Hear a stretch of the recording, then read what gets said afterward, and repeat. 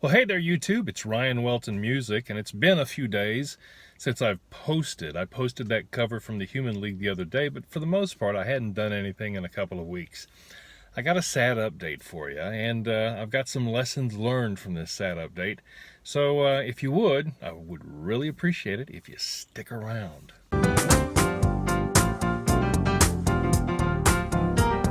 So a couple of weeks ago, I lost my biggest fan. My mom died at the age of 79.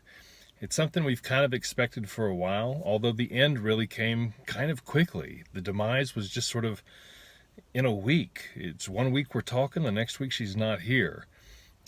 She was not much for social media or making a big fuss about anything, so there's no funeral, no obit, just a lot of work. When your first parent dies, if your parents are still together, there's still a family home. There are still heirlooms, and nothing is really passed down at that point. But once the second parent dies, or if your parents had split up, there's a lot of work to be done in terms of distributing assets and cleaning out the house and putting the house on the market. And I got to tell you, the biggest gift that Mom gave my brothers and I was that she had a plan. It was in writing, and it was executable without probate. Whatever you can do to avoid probate, do so. The bank account was payable upon death. The house was transferable upon death. There's some legwork that you have to go through, and it takes time, and it can't be done instantly. For example, one of the things that we learned is that you got to have death certificates before you can do really any of this. Even though everybody in town knows that this person has died, you still have to have proof, and that doesn't happen immediately. The person has to go through a medical examiner certification, and they have to certify the death, and then you get the death certificates, and then it all goes from there. By the way, I'm recording tonight from the Northwest Oklahoma City YMCA, where I'm about to go work out.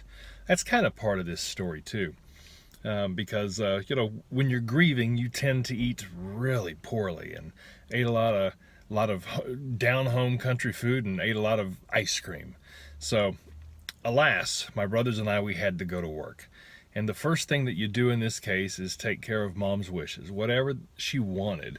And she spelled it out. We talked to an estate attorney a couple years ago who was really helpful to us. Her name was Michelle Nelson out of Tulsa. So if you're in Oklahoma, she's the person to talk to. And a week ago, when we knew Mom was really, really sick, I called her and I said, I think we might need you because I think Mom's about to pass away. And she said, I don't think you're going to need me. We've set this up to where it really kind of, handles itself. And I said, well, I hope so. Turns out she was right. Still a lot of things to learn. For example, you have to deal with a lot of vendors, and some vendors are more helpful than others. Funny thing is that the most helpful vendors so far, the single most helpful has been the post office, the government entity, them and the Social Security Administration. They were really helpful. Not a lot of waiting time. There's a human who helps you, gets right to the point. The people who are really buttheads have been the corporations, corporate entities, if you will. When you call the voice-activated menu system, there's not an option that says, press 9 if your mom has died and you need help.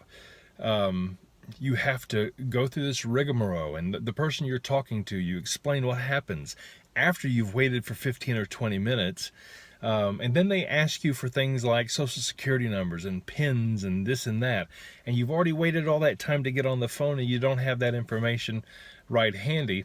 That didn't happen to us a ton, but we did a lot of waiting. And I got to tell you, if it were me, I would establish a law. If I were dictator of the United States, I would establish a law that requires companies to put a please press 0 to speak to a customer service representative right at the front of their voice menu system. You don't get anything else until you hear that. Most companies bury that in the middle of their system so that you don't talk to a person, because it saves them labor costs. It's not because they don't care about you. For some companies it might be, but most of the time they're trying to keep their labor costs down so that they can keep their prices down. Ultimately, that's also helpful to the consumer. So I get it. However, I don't get this notion of deliberately trying to not serve people. I'm always the guy who's a people pleaser, who wants to be helpful. And when I called AEP, Mom's electricity provider, they own PSO in Oklahoma, They were incredibly helpful. Press 0 to talk to a customer service representative is practically at the front of their menu. And then I called Oklahoma Natural Gas, and they were pretty good too. Didn't have to wait very long.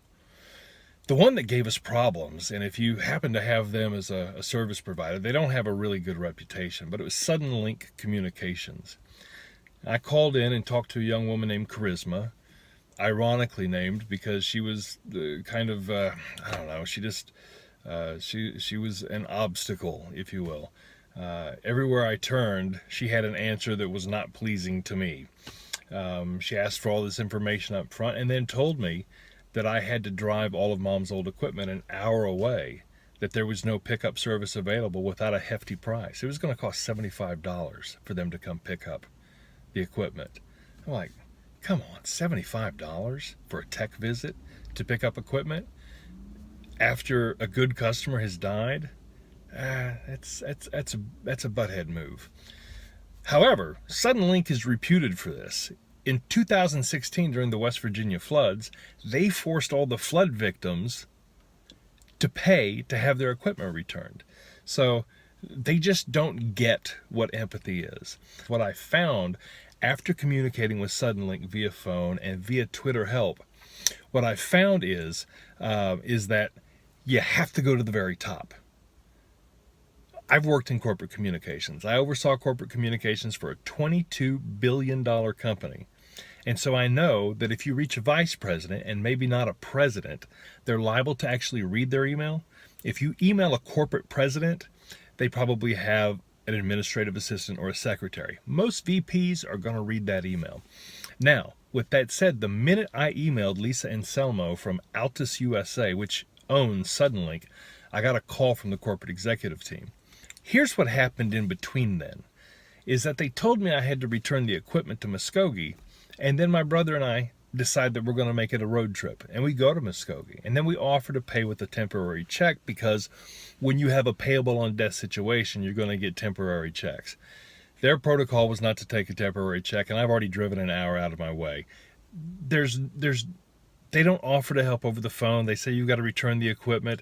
With DirecTV, you've got a drop box where you can take it to UPS and they take it from there. There's just nothing that's going to help the average guy here. Everything is a burden on me, and I'm not even a customer of Suddenlink. Imagine what it is for those folks. Long story short, they're going to get their money, but they were a major pain in the ass, and you have to be ready to deal with major pains in the ass. And when you have a major pain in the ass and it involves a corporation, you got to go straight to the top. The minute I emailed Lisa Anselmo, I get a call from a corporate executive team, a woman named Megan. She was fantastic, but ultimately they weren't able to do anything about it except apologize, which was fine with me. I just wish they would have actually said, now can I take your payment information? I'm still going to have to call a 188 number to get this paid off. They've really just sucked a lot of positive energy out of me for the past few days. So there are those pains. I mean, not only do you have the pain of grieving, you've got that. Thank God Mom had a plan. If you're 20, 30, 40, 50 years old, if you have kids, it's really incumbent upon you to have a plan. If your parents are still living and they don't have a will, get it in writing. Pay for it if you have to. It will save you a ton of work. So my brothers and I, we clean out the house. We do a lot of Facebook online sales. And let me tell you, you don't need Craigslist. You don't need an estate sale. You need somebody who knows their digital marketing and can actually put together some online, put together a post in an online group that does like local sales. And Christy did that for us. And so all of our wives were there. And so we're doing our thing, cleaning out the house. It's just a lot of work and you eat poorly. So I'm here at the Y trying to work some of that off. My brothers and I have a bet to see who can lose the most weight between now and the end of the year. So I've just gone over a few lessons learned from the estate process, and we're still in the middle of it. For example, changing the address of a dead person is pretty easy. You go to the post office and sign the form. Signing that form is essentially an oath, a legal oath, saying that what you're saying there is true. It used to be that you have to take in death certificates and whatnot, but not anymore. So anyway, that's where I've been at for the past couple of weeks. It's sad. Gonna miss Mom. There's no doubt about it. The grieving process really will never end. But I gotta tell you, she looked out for us. She had this stuff in writing. She had a plan, and all we had to do is execute it. And we're not nearly done. The house is on the market in Henrietta, and I think it's going to sell quickly because it's a neat little house. And you're neat people. I appreciate you sticking around. I appreciate all your support. Appreciate the subscriptions. Have a great day. I've got a whole bunch of videos that I want to do in the next few weeks. I'll probably do a whole bunch more because I tell you, content creation is therapy for the grieving. So again, love y'all. See ya.